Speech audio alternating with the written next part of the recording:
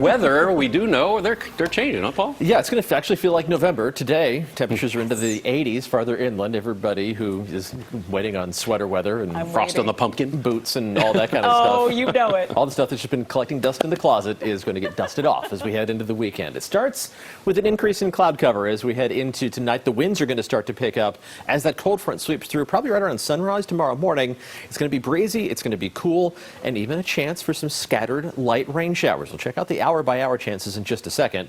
The weekend overall is still going to be cool, just not quite as breezy as tomorrow.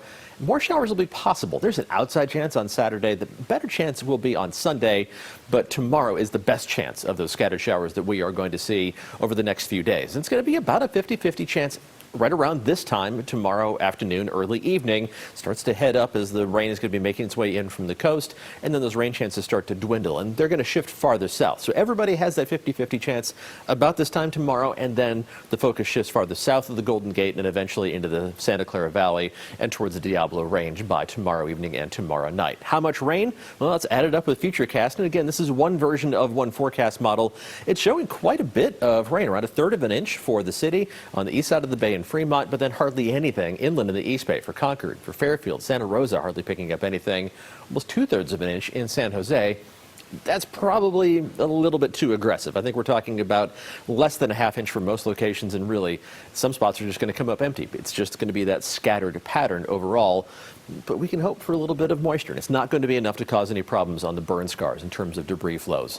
Beautiful look towards the Golden Gate as the sun is going down and the fog is trying to roll through. Temperature down to 67 degrees downtown, while elsewhere mostly in the 70s. It's only 69 in Oakland, but it's still holding on to 80 degrees right now in Concord.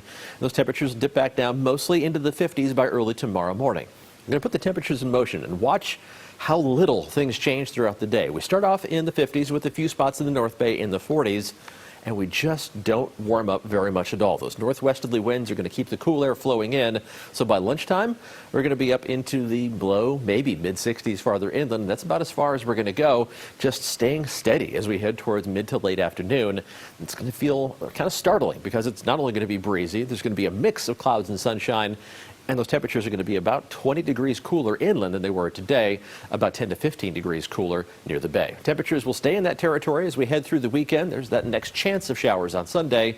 We warm up slightly as we head through next week. Looks like Veterans Day on Wednesday should be dry with temperatures still running either close to or slightly below average for this time of year.